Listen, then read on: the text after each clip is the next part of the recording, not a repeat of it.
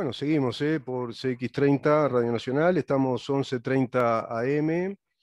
Espera un poquito que voy a bajar la radio, Maxi, porque a veces esté viendo el retorno, pero podemos hacer un acople bárbaro y un lío bárbaro acá, ¿no? Bueno, estamos en Facebook, ¿m? Estamos en Facebook, en donde estamos saliendo online. También nos podés seguir por nuestro canal YouTube, pero los programas ya editados, las distintas columnas editadas. Ya está con nosotros la doctora Silvia Echevarne. Y vamos a conversar con ella respecto a un tema que también venimos tratando hace unos cuantos programas, intentando hacer un seguimiento periodístico de un tema de alta sensibilidad para la economía uruguaya, como lo es la actividad de nuestros puertos. Actividad que involucra volúmenes importantísimos de dinero y a su vez también puede establecer condicionantes al mercado uruguayo. Catón Natí es una empresa que ha sido favorecida por un contrato que realiza con la Administración Nacional de Puertos, socia inclusive en un porcentaje determinado, si no me equivoco creo que en un 20%. Hay una ley que es el régimen general que establece en nuestro país para realizar este tipo de actividades, de contratos, de acuerdos y a su vez también de servicios que presta el puerto a las distintas empresas. Esa ley de puertos es la 16.246, que establece que la competencia debe ser eficaz, debe ser además competitiva. Y el artículo séptimo que establece que se deberá velar sobre estos aspectos, sobre estos aspectos para prestar los servicios portuarios en libre concurrencia. Y acá está el quid del tema, la libre concurrencia. Según la doctora, este tema está siendo violentado o violado, desconocido, por ese acuerdo que según ella en calidad de abogada, dice que se establece una especie de monopolio legal. No solo ella lo dice, sino que hay preocupación de empresas de navieras internacionales, por ejemplo de MSC, que es la segunda en el mundo, que le plantea su preocupación a nuestro país. La naviera, se publica en El Observador, MSC está preocupada por cambios y competencia en el puerto de Montevideo, la segunda naviera más grande del mundo, sigue con atención las modificaciones propuestas para la operativa y atraque de portacontenedores. Hay otro tema importante que la doctora viene tratando, el reglamento de atraque. En el centro de navegación causó esto sorpresa e incertidumbre este nuevo reglamento que es violatorio de los reglamentos anteriores. ¿Cómo le va, doctora? Bienvenida. Buen día, Rubén, ¿cómo están? Buen día, ¿anda bien usted? Bien, muy bien. Hay que cuidarse del frío y la lluvia. Hoy un día invernal realmente. Para charlar de esto, un día especial para charlar de estas cosas. Sí, con mate de por medio y conversar con los que saben como usted y preguntarle varias cosas. Bueno, ¿cómo es este tema, doctora? Ya lo venimos tratando con usted, pero es un acuerdo que compromete al Estado uruguayo de algún modo a nivel internacional, incluso a nivel geopolítico, con empresas preocupadas como esta por este tema, con empresas que ya estaban operando acá como Montecom, que también, bueno, elevó sus quejas. Yo creo que es un acuerdo que es inconveniente en varios aspectos, ¿verdad? Lo hemos cuestionado y reitero lo que yo siempre les digo, a mí las inversiones me gustan que sean inteligentes, me gusta que le aporten al Estado uruguayo, porque de hecho las grandes obras que se han hecho han venido de la mano de los privados y eso está bien, no es que estoy en contra. Lo que no me gusta es la forma. Y lo que no me gusta es el avasallamiento de las normas legales, que eso ya lo hemos venido hablando, y creo que hay una especie de consenso, ¿no? Hay una especie de acuerdo tácito en el que todos estamos, donde sabemos que estamos parados arriba de dos decretos que son ilegales. De hecho, los decretos, por ejemplo, del reglamento de atraque, que forma parte del acuerdo, en los hechos no se está aplicando. Y eso es un síntoma de que haber utilizado todo el plazo que el acuerdo preveía, que era de 180 más 180, prácticamente un año, significa que hay una especie de engranaje que tiene que aceitarse para que este acuerdo sea viable. Así que, respecto de eso, yo no quiero seguir avanzando con los decretos, claro. Ya han sido cuestionados, ya han sido impugnados, se agrega además el informe del doctor Correa Freitas que habla de la inconstitucionalidad, creo que abre una tercera vía, teníamos ya abierta la vía del Tribunal de lo Contencioso Administrativo, la vía internacional, como usted decía, por los tratados de protección de las inversiones, y hoy se suma, además, esta puerta de la Suprema Corte de Justicia, sustentado, basado en un informe de prestigiosísimo constitucionalista como el doctor Correa Freitas, que dice que el acuerdo contiene normas que son absolutamente inconstitucionales. Con lo cual, seguir hablando de esos temas capaz que ya abunda. A mí me gustaría abordar los costos que el Estado uruguayo va a tener que asumir para que este acuerdo finalmente se materialice. Y eso sí me tiene muy inquieta y muy preocupada, porque en definitiva es lo que le va a quedar al Estado, y porque hay un montón de cosas que en el acuerdo no abundan, no aparecen claramente, pero se desprenden de la mecánica, del accionar que va a tener que tener el acuerdo para poder funcionar. Yeah. También, digo, para hacer un breve repaso, lo venías hablando, decretos ilegales, ya sabemos que no se le dio intervención a la Comisión de Promoción y Defensa de la Competencia, por lo menos antes del acuerdo no se hizo, desconocemos si lo van a hacer ahora, pero el primer diagnóstico también había sido correcto. Discutir del monopolio, no monopolio, creo que también hay una especie de acuerdo, consenso, donde tendremos matices, si es cuasi de hecho, de derecho, pero eso también creo que ha quedado laudado, por lo menos entre la mayoría. También el tema del reglamento de atraque que forme parte del acuerdo, creo que también hay una especie de consenso entre todos los que hemos analizado el contrato. Y el silencio ominoso de las partes, que tampoco salen fervientemente a controvertir o a defender, con lo cual yo asumo que acá en esta estamos todos de acuerdo. Si no salen a defender, yo no veo a las autoridades, yo veo hablar de obras, veo hablar de inversión, pero no los veo hablar de los decretos ilegales, del monopolio, reglamento de atraque, con lo cual entiendo que estamos todos de acuerdo. Así que voy a seguir adelante con lo que sí me parece preocupante. Doctora, y digamos que concluyendo eso que usted muy bien plantea, en resumen, ¿no? Todo este aspecto legal, bueno, muy discutible, todos los uruguayos somos conscientes también de que ya no queremos saber más nada con esta especie de negocios a espaldas de la opinión pública, con un entreguismo de recursos nacionales y estableciendo una suerte de monopolización para esas megas empresas. Me refiero, por ejemplo, al caso UPM. Entonces la gente lo primero que piensa es, che, y otra vez se reitera, otra vez lo mismo, otra vez el Estado uruguayo entonces no escucha a las partes, no escucha a los otros concurrentes, a las empresas que estaban operando en el puerto. Ahora la Suprema Corte de Justicia toma el caso porque en silencio se realizó un acuerdo que viola decretos, que viola la Ley General de Puertos, ¿no? Me parece que era importante igual de algún modo hacer ese resumen, que yo les digo a todos los que siguen este programa, este tema está suficientemente tratado por la doctora Echevarne en los capítulos anteriores de este tema, porque esto lo estamos haciendo especie serie, ¿no? Después lo capaz que lo publicamos en Netflix o algo por el estilo, pero es como una especie de serie periodística. Me parece muy bueno hacerlo porque son temas enormes, a veces engorrosos para la opinión pública en lo legal. La doctora lo ha tratado con muchísima experticia, con un muy buen resumen, muy didáctica. Y bueno, vamos a ese tema que usted dice que es también sumamente importante, el impacto económico que esto trae aparejado. Una sola precisión con respecto de lo que usted dice de UPM. Con respecto al acuerdo con UPM, que también habíamos sido críticos, fundamentalmente lo que tiene que ver en los costos, ¿verdad? En lo que al Estado uruguayo le va a salir, que es lo que sale del bolsillo de todos. Este acuerdo, a diferencia del de UPM, no contiene todo lo que ahora nosotros estamos viendo que se necesita para cumplirlo. En el caso de UPM sabíamos que había que hacer un ferrocarril, que había que hacer un viaducto, que había que hacer toda la obra carretera, las expropiaciones. Hay matices en cuanto a los montos, quizás hubo errores de cálculo en cuanto a los padrones que se tuvieron que expropiar y demás, lo mismo con la traza del ferrocarril, pero en definitiva, estaba todo en el acuerdo, digamos, estaba todo plasmado ahí, era un desastre por donde se lo mirara, pero estaba ahí. No había, y uno sacando algunos cálculos, podía arribar fácilmente a la conclusión de que el acuerdo era tremendamente oneroso para el Estado uruguayo. Eso respecto de UPM. Pero en este acuerdo, no. En este acuerdo no están plasmados o aparecen cláusulas muy escuetas donde comprometen seriamente la economía de la Administración Nacional de Puertos, por supuesto, y en definitiva del Estado uruguayo. Y voy a hablar, por ejemplo, de lo que tiene que ver con la profundización del canal de acceso. ¿Y por qué hablo de eso otra vez?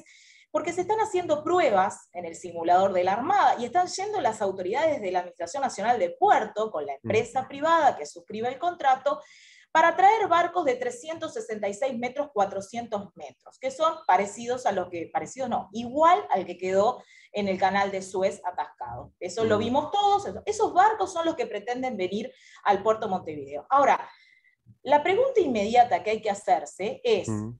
¿por qué entonces las autoridades uruguayas están solicitando, mediante la CARP, que se nos autorice a profundizar a 14 metros, cuando los barcos que la empresa pretende traer tienen 16 metros de calado, 17 de profundidad? Ustedes Mm. saben que yo me afilio al metro de revancha bajo la quilla. Esa es la teoría de la que yo me afilio, discutible, pero son más de 16 metros seguros. Mm. Entonces, advertido el error de que no teníamos los 14 metros por la autorización por parte de la República Argentina, sabiendo que los barcos que se están simulando son de 16 metros de calado, De calado, lo sí, cual sí. más de profundidad, que lo dicen además públicamente tanto el ingeniero de proyectos de la empresa como las propias autoridades. Dicen, Mm. queremos un puerto de aguas profundas en Montevideo. Bueno, el puerto de aguas profundas en Montevideo es un puerto artificial, con Mm. lo cual hay que dragar, hay que abrir el canal y extenderlo, Mm. extenderlo. Claro. Entonces, ¿cuál es la estrategia del Estado uruguayo detrás de eso? Solicitar 14 sabiendo que en poco tiempo vamos a necesitar 16, porque es verdad, el acuerdo que se firma con la empresa Catornatí dice hasta 14 metros, hasta 14 metros. Sin embargo, las Mm. simulaciones que se están haciendo son a 16, simulaciones de las cuales está participando la autoridad portuaria, es decir, no es que se está haciendo, simulaciones que se están haciendo en el simulador de la Escuela Naval. Claro. Entonces, ¿cuánto le va a salir al Estado uruguayo poder cumplir con ese requisito? Bueno, mire, el canal hoy está a 12.60. Mm. Para llevarlo a 14 se preveía una licitación, ¿se acuerda? Aquella Sí. que quedó trunca por el tema este de que no estaba autorizado, 200 millones de dólares, Mm. más 20 de mantenimiento. Vayan sacando la cuenta. Si para Mm. llegar de 12.60 a 14 eran 200 millones, uno podría pensar que de 14 a 16 podemos estar en otros 200 Otro, claro, millones. claro. Ahora bien, esto solamente para que trabaje Catornatí, porque en realidad los otros acuerdos que tenemos firmados, el de UPM, el de Obrinel, hablan de 14 metros. Con lo cual esta obra, que es enorme, es solamente para que trabajen los barcos, que la empresa privada que firma el acuerdo y que comprometa al Estado uruguayo mediante una cláusula que yo ya les leí del acuerdo, donde Mm. dice que el Estado tiene que facilitar y hacer todas las obras que se necesiten para el ingreso de los barcos. Esto no solamente habla de profundizar el canal de acceso, habla de extenderlo. Hoy está en el 42.400 los 12.60. Mm. Según algunos cálculos muy preliminares que nosotros hemos hecho, para llegar a los 16 metros habría que ir hasta el kilómetro 60. Fíjese que va a quedar un canal de acceso al puerto más largo que el Magdalena. Claro. Y piense además lo que puede llegar a salir, profundizar y mantenerlo los 365 días del año sacando todo el tiempo, porque no son profundidades naturales, son Sí. profundidades artificiales. Las profundidades naturales puede ser, y algún legislador este fin de semana estuvo charlando, estuvo hablando de un puerto de aguas profundas en la zona del este, pero lo cierto es que acá, en el puerto Ujú. de Montevideo, no hay profundidades naturales, son artificiales, con lo Hay que cual hay dragar. que mantenerlo, hay que Mm. dragarlo los 365 días del año Mm. durante todo el tiempo. O sea que, doctor, ahí Pero hay un costo operativo importante. Todo el año hay que trabajar, superlativo, seguro. superlativo para la Administración Nacional de Puertos. Para que la gente Que, lo tenga claro hablando en criollo, un dragado y un canal, estamos hablando de una especie de ruta para el barco, para que pueda entrar y exacto. salir, de 16 metros, dice la doctora, a la medida de Catornatí. Ahí hay otro tema también aparte, 14 metros para el resto de los operadores, o sea que es medio raro todo esto, pero 60 kilómetros además, ¿no? Entonces, y me encantó el ejemplo de la ruta, porque ahora le voy a Claro. poner el segundo problema. Bueno, voy a terminar con el mantenimiento. Dijimos 200 millones para llegar de 12, eso lo habían dicho las autoridades y era el acuerdo que habían firmado, ¿verdad? La licitación que habían firmado, que pretendían llamar para los 14, decían que valía 200 millones de dólares. Con lo cual uno puede pensar que de los 14 a los 16, 200 más, 400. El Doctora, mantenimiento, una pregunta, sí, ¿por qué como las vacunas? Digo, perdón. como las vacunas, veo que las vacunas son dos dosis, una y después la otra, acá es lo mismo. Bueno, Hacemos 14 y reitero, después yo otra dosis de desconozco 16. la estrategia, Es porque además rarísimo, esto ¿no? es un trámite que demora mucho. Es decir, Por eso. Argentina nos va a demorar 2 años por lo menos en autorizarnos los 14. Y dentro Mm. de 2 años vamos a estar pidiendo 16. No entiendo por qué no se No hace se un entiende. proyecto Mm. ejecutivo definitivo, serio, Claro, con todos los estudios y fundamentalmente con el costo, porque esto va a tener un claro, costo claro. millonario, porque además Mm. y me gusta el ejemplo de la ruta porque no solamente se necesita extender y profundizar el canal, hay que hacerlo más ancho también, Claro, hay que claro, abrirlo. Y claro. piensa en la ruta. Si yo tengo un barco de 60 metros, que es lo que ellos, Mm. estos barcos, ¿verdad?, que tienen estas Mm. profundidades como el del canal de Suez, Mm. pretende ingresar. Si yo no tengo un canal que hoy tiene 130 metros, ¿verdad? Mm. Donde Mm. puedan, y estos tiene 60, con lo cual dos a la vez no pasan, No uno va a pasa. tener que esperar. Imagínese una ruta, usted Ujú. que Mm. está esperando durante 60 kilómetros que venga el otro camión, por Exacto, ejemplo. exacto. En términos de navegación son 3 horas por lo menos. Estos Sí, barcos salen a 10 nudos, más o menos 20 kilómetros por hora, sí, con lo cual son sí, 3 horas de espera sí, para esperar que el otro salga o que vaya o que venga. claro, Eso es inviable en inviable, cualquier parte del mundo, se inviable. pierde itinerario, se Mm. pierde tiempo, no hay manera de que eso funcione. Con lo cual el canal hay que Sí, sí. ensancharlo. Son ¿Para como, qué?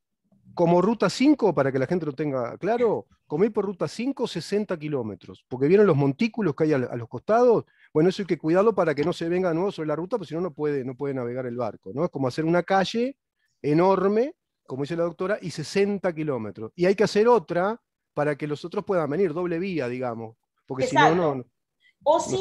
O si no, hacer unas zonas de espera lo suficientemente seguras Mm. para que, pero volvemos a lo mismo, Sí, sí, ustedes lo saben mismo. que en logística el tiempo es oro y todos esos Exacto. tiempos de espera, que además, reitero, van a ser solamente para que trabaje la empresa del acuerdo. Los Claro, barcos de las otras empresas van a estar esperando claro. los graneleros, van a estar esperando todos los que pretendan ingresar. Sí, sí, sí, sí. Ahí Doctora, tenemos un costo, y reitero, de los 12,60 a los 14 habían dicho además que tenía un costo de mantenimiento de 20 millones de dólares al año. Piensen en el, pues yo les hablé solo de la apertura, piensen lo que puede llegar a salir de los 14 a los 16. mm, Pongámosle otros 20 millones. Estamos arriba de los 1.200 millones de dólares si uno calcula 50 años. 50, le hice precio, saqué 10. sí, 50 años, 1.200 millones de dólares para mm, abrir y mantener el canal de acceso a las profundidades que se requieren en el acuerdo de los barcos que hoy están simulando en la escuela naval, de la cual participa la Administración Nacional de Puerto, con lo cual lo que yo estoy diciendo acá no es mm, ninguna novedad para nadie. Esto termina saliendo más que el ferrocarril. Y mm, este costo, a diferencia del contrato de UPM, no estaba en ningún lado. En el mm, contrato de UPM decía, hay que hacer un ferrocarril así, así, así, sí, y sí, sabíamos que iba a salir un sí, disparate. sí, Acá sí. nos encontramos con 1.200 millones de dólares que no Mm. están en ningún lado. ¿Y el negocio No cuál es es, lo doctora? único. ¿Y el negocio cuál es para el país en esto? ¿Qué recursos obtendría el Uruguay haciendo esto? El puerto. Bueno, me encantaría que un economista hubiera Mm. hecho el retorno, o sea, si lo que se va a traer de carga, Costo-beneficio. Ujú. el costo-beneficio, ¿no? Uno cuando hace un emprendimiento, cuando tiene una empresa, y acá no vamos a hablar, pero vamos a hablar de algo sencillo, un emprendimiento de venta Sí, o lo que fuere, uno saca la cuenta, bueno, ¿y cuánto sí, invierto tanto? ¿Y cuánto demoro en recuperar la inversión? ¿Y cuándo exacto. empiezo a ganar? Bueno, yo no sé si las autoridades evaluaron eso. La verdad Claro. que Sí, sí, me sí. sigue Lo que muy dice la doctora diciendo. es correcto, porque es, por ejemplo, querés poner una roticería, bueno, la pones. Bueno, ¿cuánto te salió? ¿Pediste préstamo? ¿Cuánto salió la obra? Bueno, los primeros pagos al personal. ¿En cuánto tiempo vas a amortizar? ¿Cuándo vas a llegar al punto de equilibrio? Se le dice. Es decir, yo amorticé el gasto y a partir de ahí puedo tener un margen de rentabilidad. ¿Esos cálculos están hechos? No, la doctora dice que parecería que no. Por ejemplo, en UPM nos dijeron, mira, este es el desastre que vamos a hacer, pero por lo menos somos honestos, te decimos todo el desastre que hacemos. Acá ni siquiera eso, hay zonas oscuras, no se sabe qué repercusiones legales pueden traer ciertas zonas oscuras para el país. Doctora, le dejo los últimos minutos para que pueda. Bueno, voy a terminar que además de eso hay que abrir la bocana del puerto para que estos barcos puedan entrar. tienen que tener prácticamente el doble, eso es lo que dicen los manuales internacionales de seguridad portuaria, tienen que tener el doble, que no son los del piano de Sendik, son los del PIAN, esos son los que dicen las normas por las cuales, normas que además entiendo que no han pasado por la autoridad portuaria. De hecho el vicepresidente de la ANP y la directora vocal se enteraron después que el acuerdo estuvo firmado, con lo cual hay un desconocimiento de ellos. Más ancho, hay que hacer un plan de balizamiento, hay que poner boyas, y boyas inteligentes, no las que tenemos ahora, sino esas boyas que tienen un control estricto, GPS, que permanentemente se están conectando con las torres de control del tráfico marítimo. Claro. Eso es costosísimo, hay que ponerlas, digamos, señalizar claro. En pares. Para que ustedes tengan una idea, la última está colocada a pares, ¿verdad? Siempre de a dos, sí, porque son las que van marcando el caminito. Sí. 42.400 está la última boya.